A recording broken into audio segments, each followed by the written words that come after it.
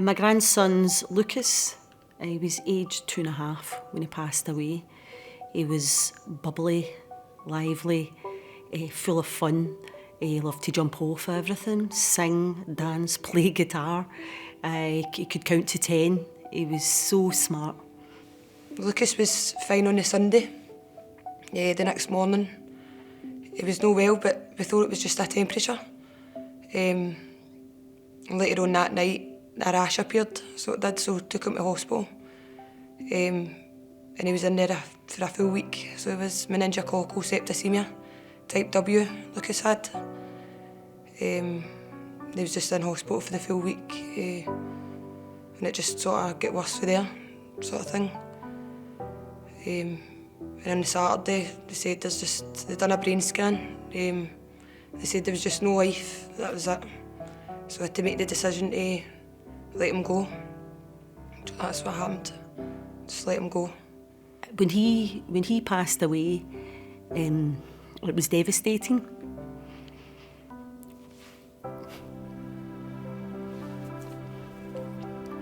And watching my daughter suffer and lose her son was horrific. When I received the box, at a time, the hardest time, it gave us a lot of comfort, so it did at the hardest time. Looking through it, seeing all the wee bits and pieces and the paint and the moulds that he could do with the hands and the feet. And that was really good. That was really good doing that.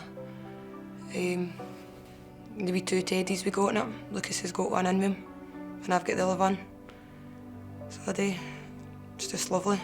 A lot of comfort it gave to a lot of people that was up at the hospital that day. And that we could take that away with us. We had these wee fingerprints and these wee footprints. It made a big difference, so it did. It's just something you would not be able to do or think of in these circumstances. And then once that time's gone, it's gone. You can't go back and think, oh, I wish I'd done this, I wish I'd got that. We don't have the thoughts about that evening because that memory box was there as a support to make sure that we could create memories. It's really important because there's nothing else in the hospital. You're sort of left to your own devices, sort of thing. And with that box being there, it's like, here, there's your box, everything's in it, do what you want to do with it. And in that situation, I wouldn't have been able to think about handprints, footprints, a wee teddy and a wee blanket in it, a camera in it. I wouldn't have been able to think about that at that time. And Arlene did the thinking for us. When Brightest Star, held out a hand, that's what it felt like, a lifeline to Sasha and myself, because I was worried about her. It did feel like a lifeline. It just felt like somebody cared.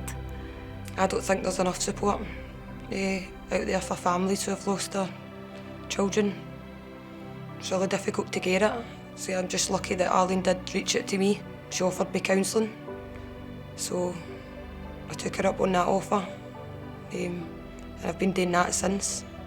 And that's helped God millions. Through the week I was like, I didn't know how to get through the week. And then every Wednesday since seeing Yvonne, the counsellor, I can get through the week now, knowing that I'm going to see her and see what's on my mind and just explain things a bit.